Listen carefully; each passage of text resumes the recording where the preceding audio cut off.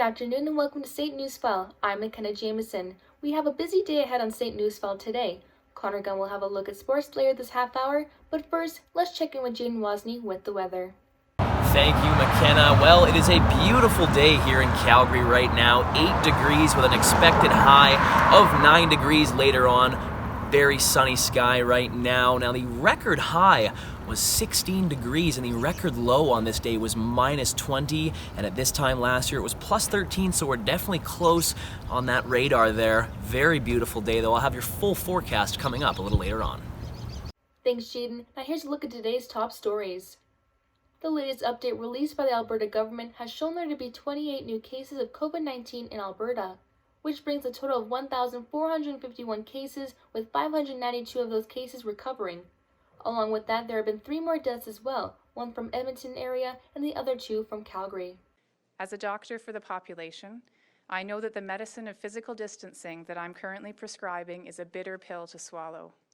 I assure you that I am watching our numbers closely and working with many others to look forward to the time when we can start lifting some of these measures and making the so-called medicine more palatable. Because of the huge collapse in energy prices, I anticipate that Alberta's recovery will take longer and the downturn will be deeper. That is why our government is focused on our immediate action to save jobs, to create jobs, but also our mid and long-term plan for economic recovery. People everywhere are being asked to stay home because of the COVID-19 outbreak, but not everyone has that option. A large number of people are still going into work during the pandemic. As Darren Bain reports, the workforce is doing everything they can to flatten the curve. The world seems to have stopped moving. Everyone everywhere is staying inside for the most part, but many still have to go to work.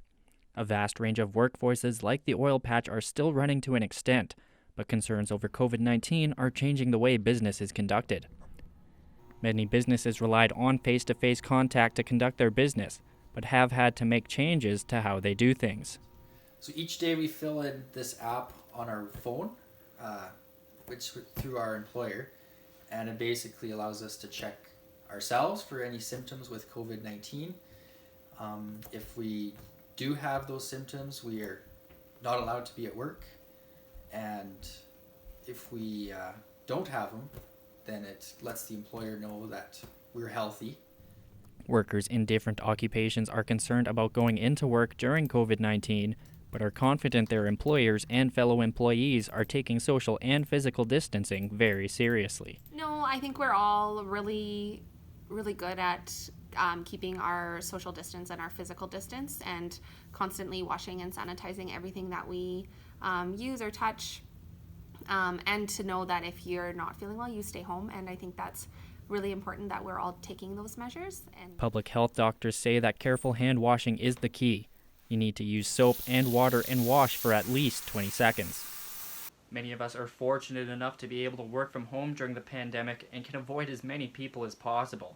It's impossible to tell, however, just how long it will take for things to go back to normal for all workers. For St. Newsfile, I'm Darren Bain. Calgary Transit will be shutting down some C-train stations to step up its security measures.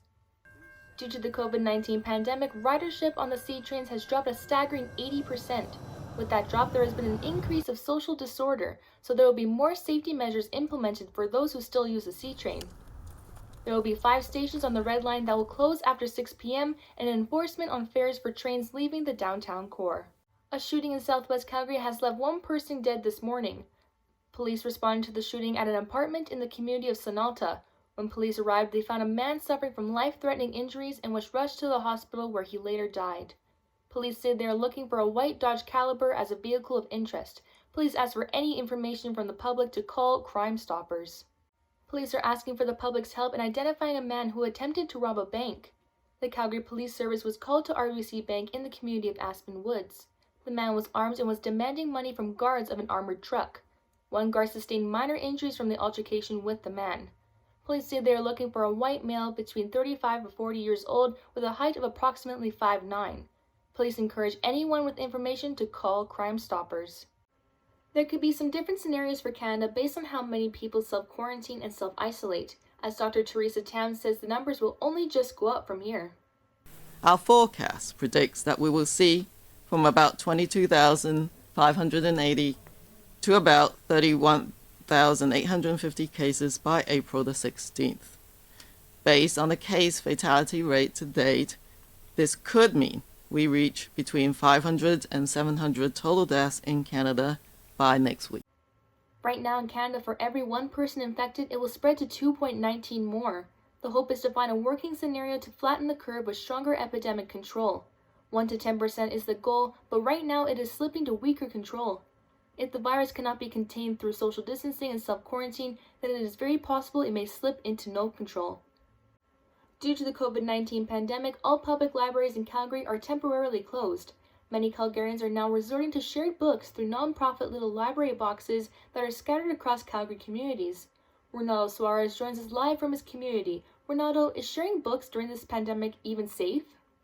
Well, McKenna, depending on the surface, droplets containing the virus can actually live up to 5 days. Perhaps when you've been walking or biking around your neighborhood, you've seen one of these little boxes full of books. The concept is simple. You leave a book or two that you don't need and borrow a book that someone else may have left. While reading is a great way to pass time, is sharing something that multiple people touch a day and bring into their homes really a good idea during this pandemic?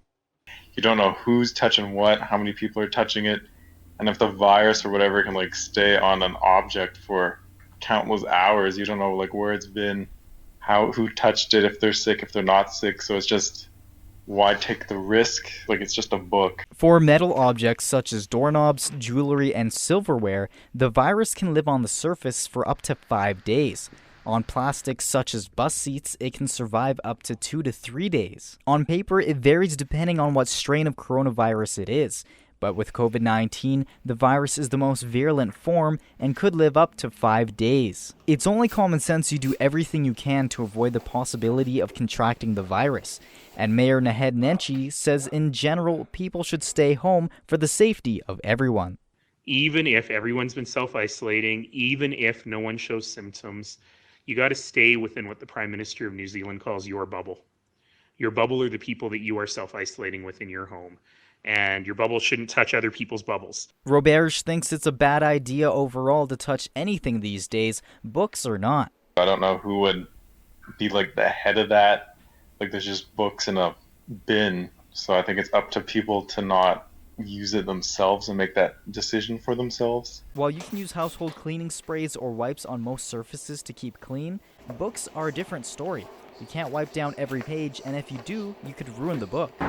Since it's hard to know who's used these books and where they've been, it's probably best to use gloves if you are going to use these public books. As a general rule of thumb, it's important to remember to wash your hands after touching anything in public. Ronaldo Suarez reporting live from Mount Pleasant. For bookworms out there, Calgary Public Libraries are now offering online services as an alternative. Easter weekend is coming up, which means church communities around Calgary will need to find ways to commemorate the religious holiday while accommodating for a ban on social gatherings. Dawson Nens has more on how the religious community is handling the situation. Easter traditions are advised to be put on hold this year, with the pandemic keeping family gatherings restricted to a digital medium. That has even firmer restrictions on religious traditions, too. I know so many of you wish to gather together with family and friends to remember the way of the cross, to share a Seder meal, or to break your fast after sundown during Iftar. Calgary Church of Christ is among the facilities that have to find ways to keep the church community together while also keeping people apart for the sake of their health. While sermons during the quarantine have been hosted on the computer software Zoom, they are also available online.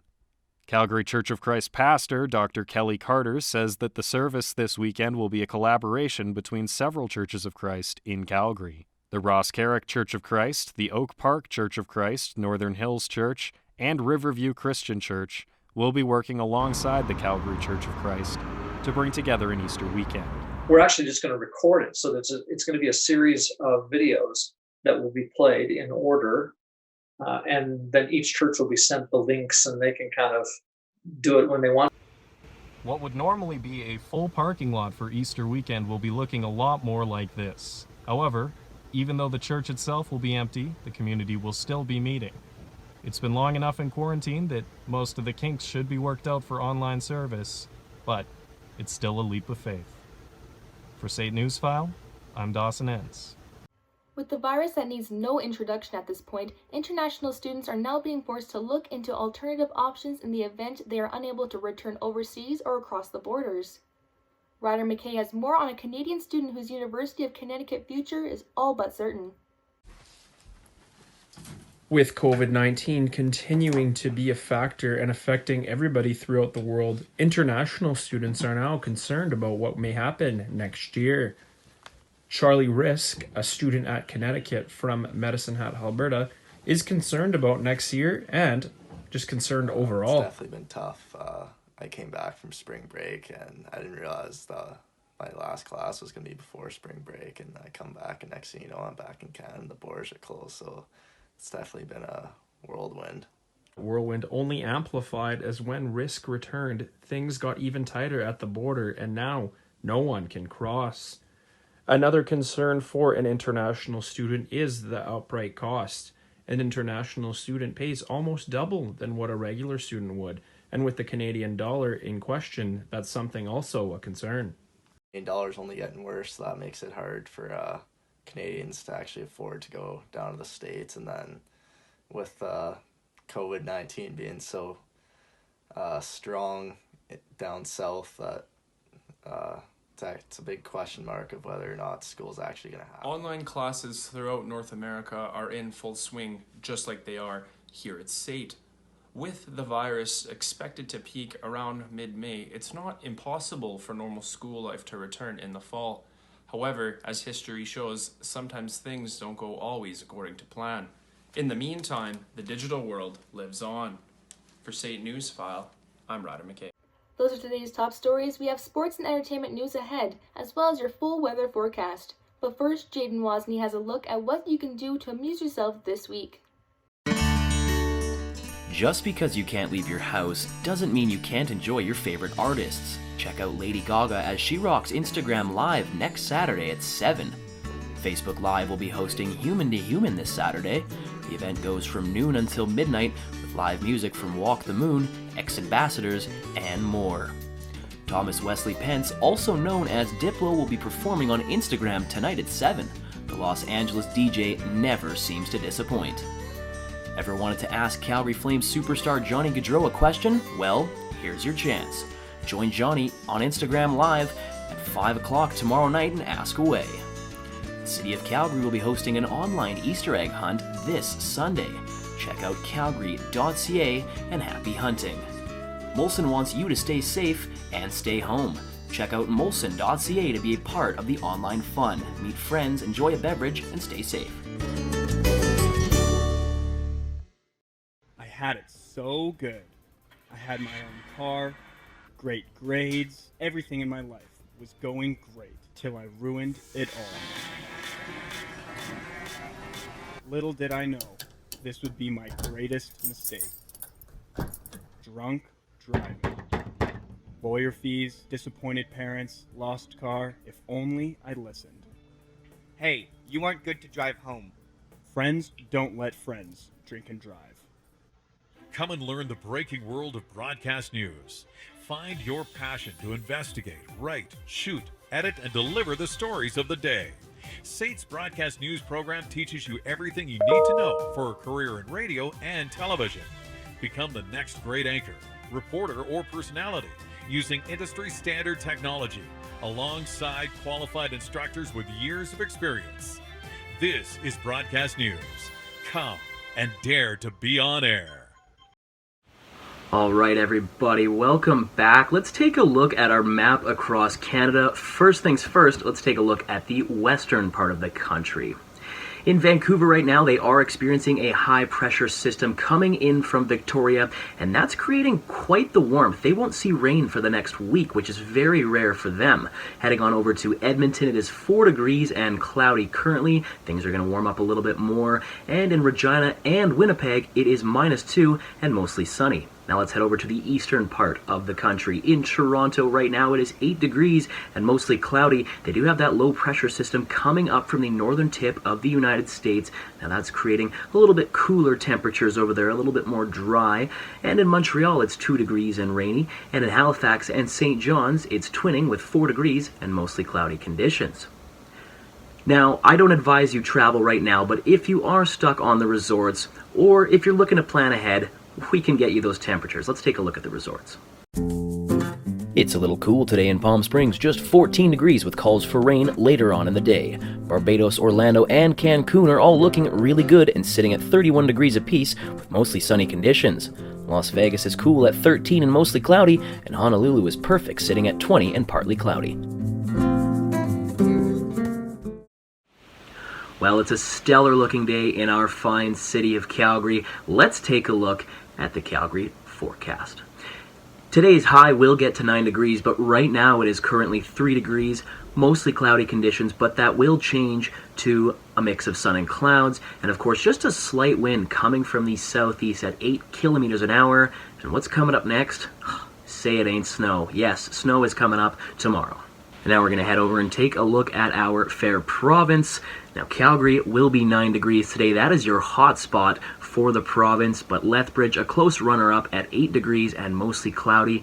Your cold spot today, Red Deer, just sitting at 1 degree and mostly cloudy. Grand Prairie, not too bad either, 6 degrees and cloudy. And now we'll head over to your 5-day forecast. Tonight, a little bit of light snow, like I mentioned earlier, a high of +9, but a low of 1 degree overnight, and those snow showers will continue into tomorrow morning with a high of +2 and a low of -8.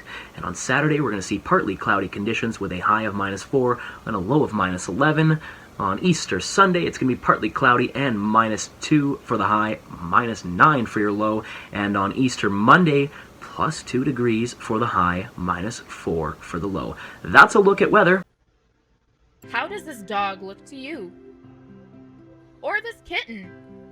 They're happy, and yet they're homeless, staying with another family until they find you.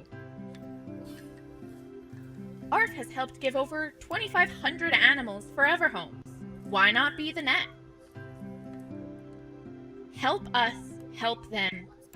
You rescue, I rescue. ARF, caring for those in need. Come and learn the breaking world of broadcast news. Find your passion to investigate, write, shoot, edit, and deliver the stories of the day. SAIT's broadcast news program teaches you everything you need to know for a career in radio and television. Become the next great anchor, reporter, or personality using industry standard technology alongside qualified instructors with years of experience. This is broadcast news. Come and dare to be on air. Like most sports leagues, the ACAC season was cut short because of the COVID-19 pandemic, and some teams like the men's hockey team didn't get to finish off their year. For the Trojans men's hockey team, they were charging into the ACAC semifinals against the Nate Ooks, a team that they had beat 6-3 in their last contest. The men's hockey team was currently in the playoffs when they received the notice their season was going to be cancelled. Trojans forward Jared Power says he's not able to finish off a strong year, and it's heartbreaking not being able to say goodbye to teammates. It's just kind of a weird ending. You don't even have like your year-end party, your year-end, with the guys. So it's definitely a different feeling, but something that we'll always remember this team who went through all of this together. So we'll definitely remember that for sure. Power says he's sad to say goodbye, but this year was a successful season in his eyes, and he'll always cherish these memories with this group of guys. Edmonton Oilers player Colby Cave is in a medically induced coma after suffering a brain bleed. After a brain scan was done, doctors were able to see a colloid cyst in his brain. The 25-year-old hasn't had any underlying health conditions prior to the announcement that he had a cyst in his brain. Doctors said this is an extreme anomaly and there is no way to tell there was any damage done until a further inspection is done. Cave was placed into a medically induced coma to give his brain time to heal. Since the announcement that the NBA season will be postponed, NBA players from around the league started competing online. The Sports Network is televising their contest of skill through the game NBA 2K20. You can catch NBA All-Stars like Kevin Durant, Trae Young, and Donovan Mitchell put their gaming skills on notice. Other sports like the NHL says they have received interest from players to do the same with games like NHL 20.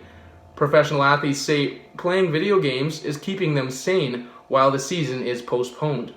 The National Lacrosse League is coming to the conclusion that the rest of the season will not go on. NLL executives are ruling out the rest of this year's season. The announcement was made early yesterday, and the reason is to keep everyone, especially the players, safe and out of harm's way. The NLL are still trying to determine if there is a different plan to possibly play the playoffs some other time once the league is safe to return. Amateur athletes in Canada received grim news today.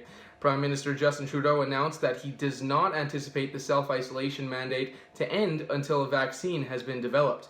As Simone Charest reports, elite athletes in Calgary are getting worried as their previous season has already been cut short.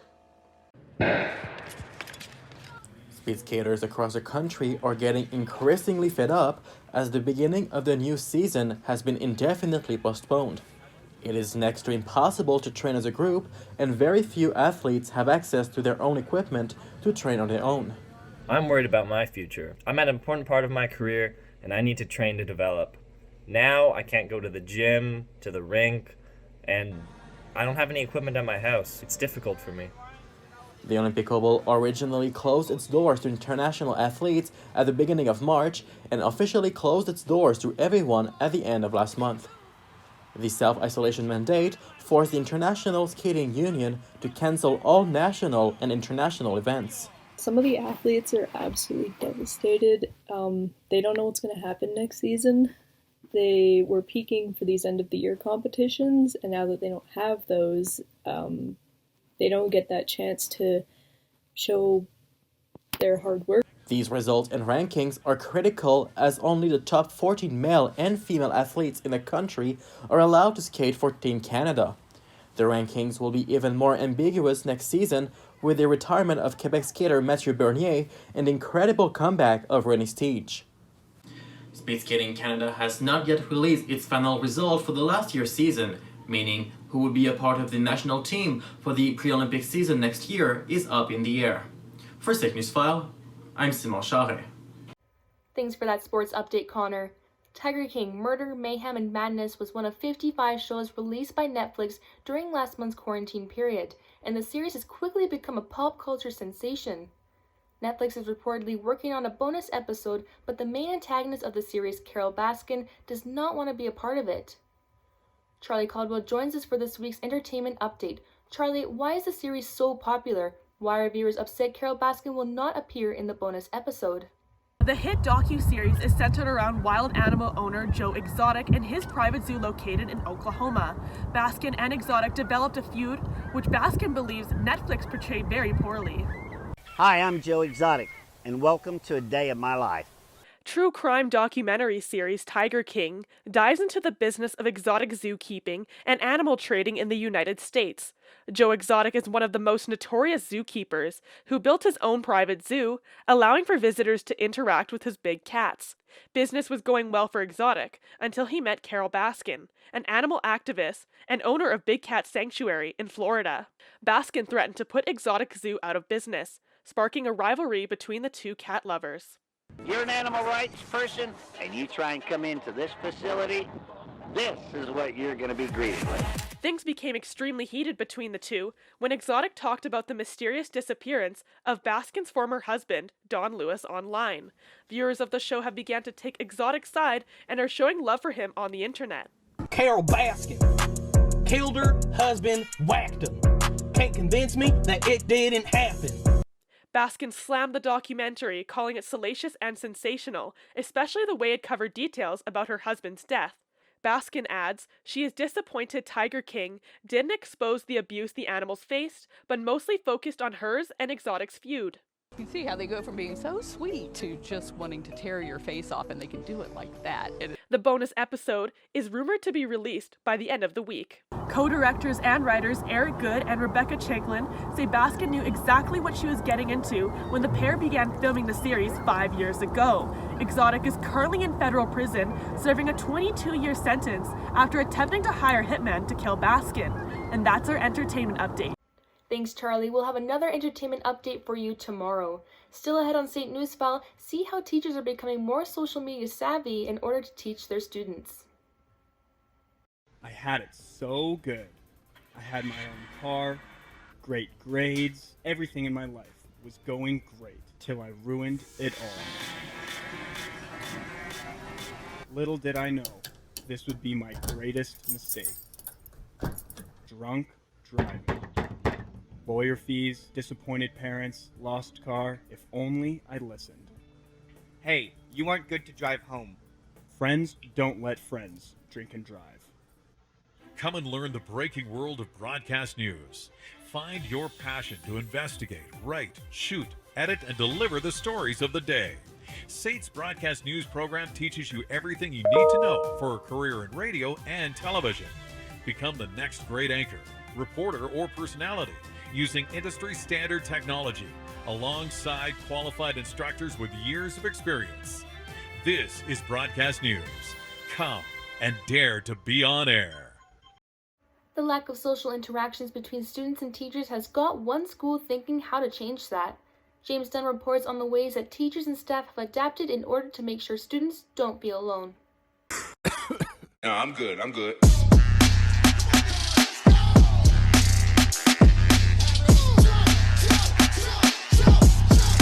This isn't what you would normally see on a high school Instagram page. If it hadn't been for my daughter with her TikTok, I don't know that I would have even thought of doing something like that. But the current situation in Alberta and the rest of the world isn't normal either.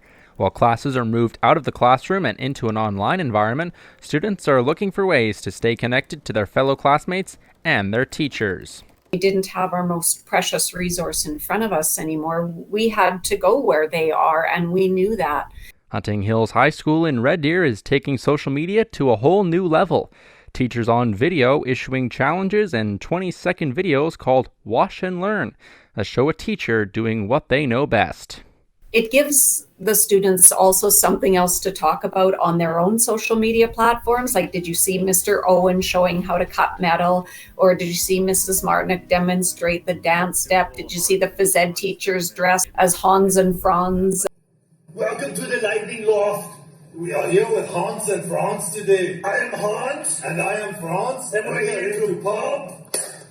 You are. For the teachers who aren't so tech savvy, it opened up a whole new world of possibilities to connect with their students. Teachers are always trying to connect with their students and try to find a common ground and something that you're interested in. And I think social media is just a way that we can continue to try to connect with our students, even though we don't get to see them every day. Well, it's not yet clear on when students will return to the classroom, either this school year or the next one. Hunting Hills will continue to break away from tradition to stay connected with, as Vice Principal Irvin says, their clients, the students. For St. Newsfile, I'm James Dunn. With social distancing, family dinners may be a bit of an awkward situation. However, these guys figure out a way to pass the salt while maintaining proper distancing. Take a look. Hey, Sprice! Can you pass the salt, please?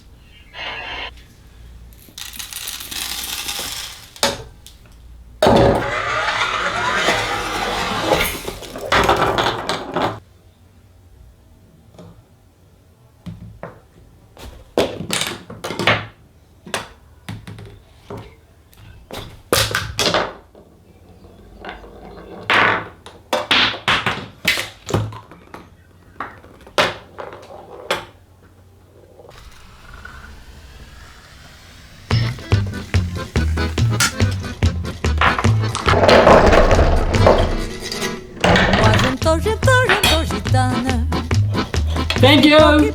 You're welcome! Thank you for joining us for our virtual edition of St. Newsfile. See you next time.